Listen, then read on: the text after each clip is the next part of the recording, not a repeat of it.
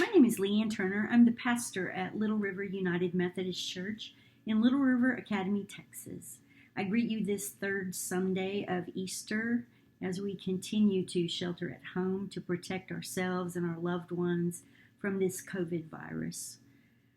I want to apologize in advance if you hear my little dog Pixie barking. It seems that she needs to make herself heard anytime I turn this camera on, so I hope you'll forgive any distracting noises that you might hear.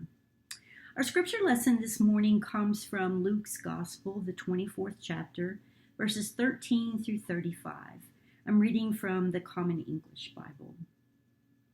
On that same day, 2 disciples were traveling to a village called Emmaus, about 7 miles from Jerusalem.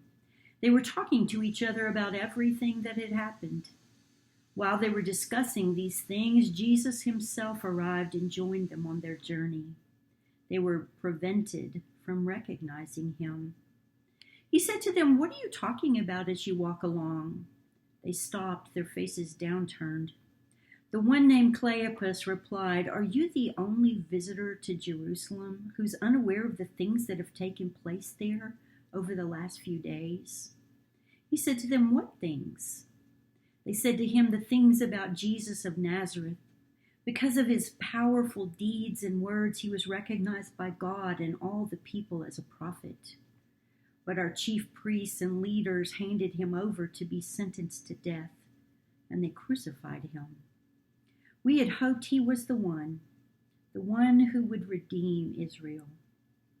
All these things happened 3 days ago. But there's more. Some women from our group have left us stunned. They went to the tomb early this morning and didn't find his body. They came to us saying that they had seen a vision of angels who told him he is alive. Some of those who were with us went to the tomb and found things just as the women said. They didn't see him." And Jesus said to them, "You foolish people, your dull minds keep you from believing all that the prophets talked about. Wasn't it necessary for the Christ to suffer these things and then enter into his glory?" Then he interpreted for them the things written about himself in all the scriptures, starting with Moses and going through all the prophets. When they came to Emmaus, he acted as if he were going ahead. But they urged him, saying, "Stay with us. It's nearly evening, and the day is almost over." So he went in to stay with them. After he took his seat at the table with them, he took the bread, blessed and broke it, and gave it to them.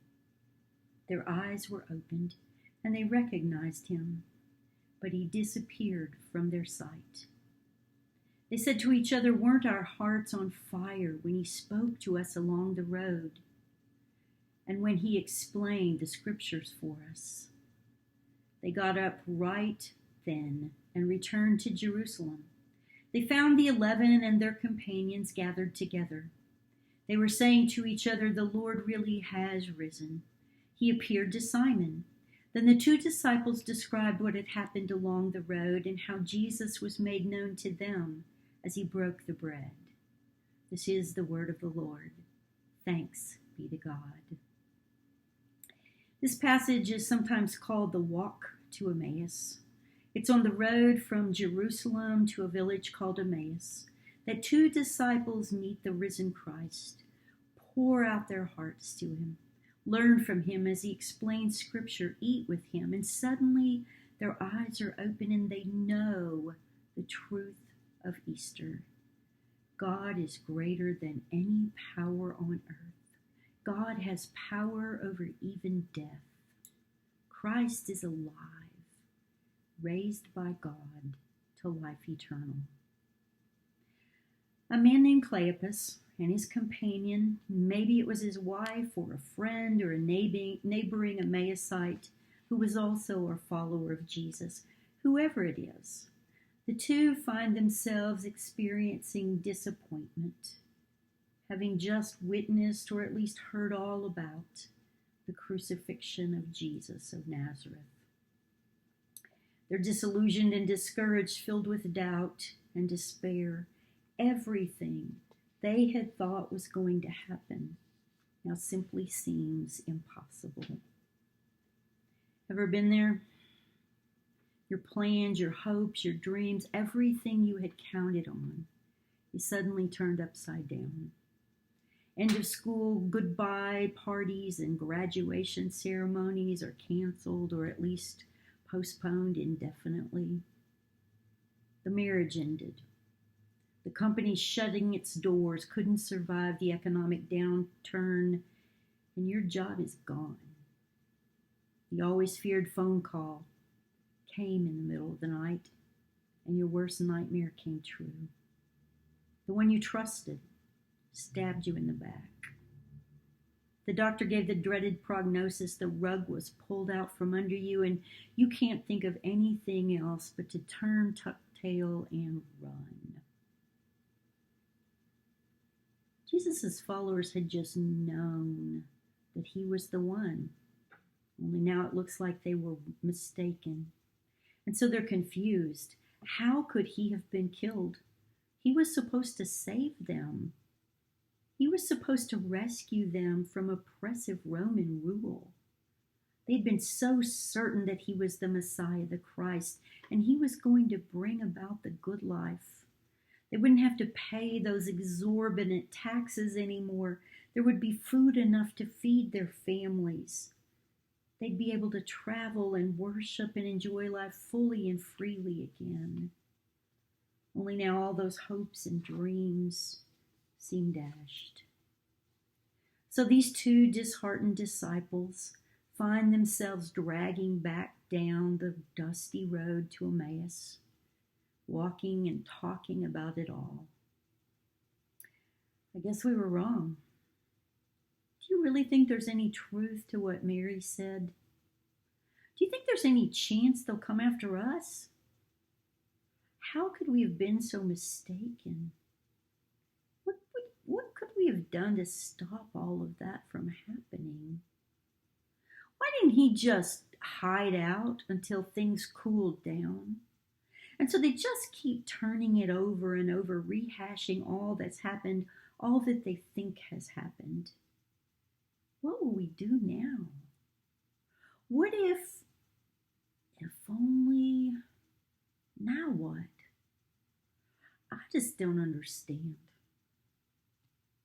Sound familiar? I wonder how much each of us are engaging in woulda, shoulda, coulda talks these days. If only. What if? Suddenly there's a stranger with them, a stranger willing to walk that road of defeat with them, to hear their stories as they pour out their hearts. He listens. He really listens as they try to express the pain and the sadness that they feel. He prompts them. He helps them to get it all off their chest, to tell it all the promise that had sent their hearts soaring, and all the disappointment, the heartache, the pain that they're experiencing now. Jesus is a great listener. And only after hearing their stories, after letting them fully realize and admit and show him their true brokenness, only then does he begin to offer words of consolation and hope. He tries to help them reframe it all. He reminds them of things they know from Scripture, promises that God has made, and of the things that Jesus taught them when they were with him. Don't you remember? Couldn't it be? Well, what about thinking of it this way? When they're able to admit that they don't know what's going on, that they don't have it all together, that they're confused and heartbroken and worn out from all of it, it's then that the risen Christ comes to them. You know, sometimes I'm afraid we church types think that we've got to know our Bible better. We have to be more faithful in our prayer life. We have to be better givers if we want God to be with us. But the good news of this passage of Scripture is that Christ comes to us in our brokenness. It's when we dare to say, I don't know. I'm at a loss. Please, God, help me. Then we experience Christ as our companion on that sad and difficult journey. I wonder if we're availing ourselves of those same kind of talks with Jesus during this time of pandemic and stress and grief. As I was preparing this sermon, I came across this wonderful passage from Reverend Judith Carrick. She writes, "If Jesus was disappointed in the disciples and all the others who deserted him at the end, who in the midst of their despair and disillusionment chose to take the road to Emmaus rather than to stick it out by his side, we never hear about it. One of the most wonderful things to come out of the resurrection is that we learn this about Jesus. No matter how bad things become for us, no matter where we go to hide ourselves when the world gets to be too much for us, even if we lose our faith for a time, he will come to be with us. He won't ask us for explanations. We won't have to justify our position, and there will be no recriminations. He will simply meet us as we walk, each of us along our own road to Emmaus. It could be in the shower with tears running, or in the car trying to get away from it all, or actually out there in the neighborhood trying to walk off the results of all the pain and questioning. Wherever it is, Jesus will meet us there. Even though it is us who are going away, he is always faithful. Jesus knows what it is to have our hopes dashed. He knows what it is to see plans fail, to be rejected, to be ridiculed. Our God is not a God who simply knows glory and honor and majesty. Our God also knows brokenness. And so in our brokenness, God can and does meet us fully. The story continues. The disciples were so taken with this stranger that when they reach Emmaus, they urge him to stay with them. He agrees, and as they sit down to supper, the strangest thing happens.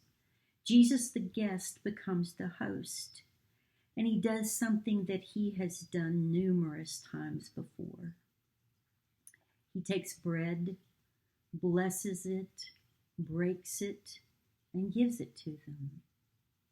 He takes, blesses, breaks, and gives. And they cry, he is still here. In that simple but meaningful act, something they had seen him do time and time again, their eyes are opened and they know it was all true. Everything he had told them, all of his promises, it was all true. The bread is broken and truth is revealed. Brokenness brings wholeness. The dawn breaks after the gloom, after that dark night of the soul, and the sun shines again.